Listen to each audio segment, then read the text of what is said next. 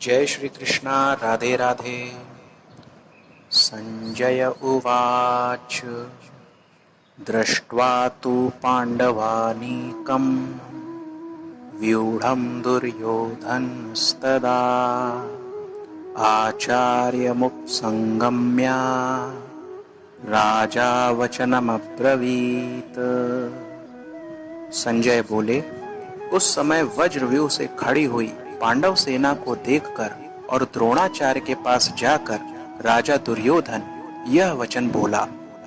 इस श्लोक में पांडवों की वज्रव्यूह से खड़ी सेना को देखने का तात्पर्य यह है कि पांडवों की सेना बड़ी ही सुचारू रूप से और एक ही भाव से खड़ी थी, अर्थात उनके सैनिकों में दो भाव नहीं थे, मतभेद नहीं था।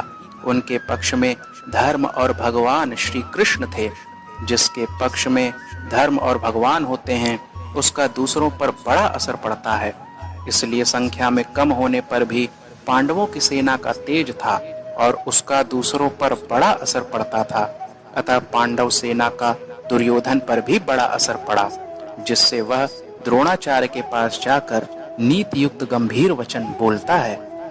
इस श्लोक में दुर्योधन को राजा कहने का तात्पर्य यह है कि धृतराष्ट्र का सबसे अधिक अपनापन दुर्योधन में ही था। परंपरा की दृष्टि से भी युवराज दुर्योधन ही था। राज्य के सब कार्यों की देखभाल दुर्योधन ही करता था। धृतराष्ट्र तो नाम मात्र के राजा थे। युद्ध होने में भी मुख्य हेतु दुर्योधन ही था। इन सभी कारणों से संजय ने दुर्योधन के लिए राजा शब्द का प्रयोग किया है। इस श्लोक में दुर्योधन का द्रोणाचार्य के पास जाने में मुख्यतः तीन कारण मालूम देते हैं। पहला, अपना स्वार्थ सिद्ध करने के लिए, अर्थात द्रोणाचार्य के भीतर पांडवों के प्रति द्वेष पैदा करके उनको अपने पक्ष में विशेषता से करने के लिए दुर्योधन द्रोणाचार्य के पास गया। दूसरा, व्यवहार में गुरु के नाते आदर देने के लिए भी द्रोणाचार्य के पास जाना उचित ही था।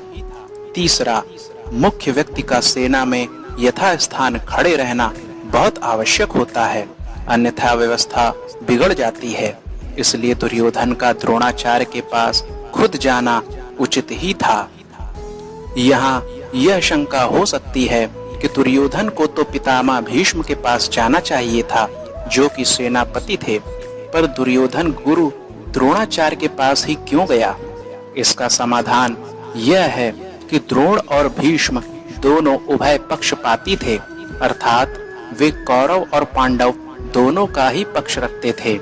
उन दोनों में भी द्रोणाचार्य को ज्यादा राजी करना था, क्योंकि द्रोणाचार्य के साथ दुर्योधन का गुरु के नाते तो स्नेह था, पर कुटुंब के नाते स्नेह नहीं था, और अर्जुन पर द्रोणाचार्य की विशेष कृपा थी। अतः उनको राजी करने के लिए दुर्योधन का उनके पास जाना उचित ही था। व्यवहार में भी यह देखा जाता है कि जिसके साथ स्नेह नहीं है उससे अपना स्वार्थ सिद्ध करने के लिए मनुष्य उसको ज्यादा आदर देकर राजी करता है।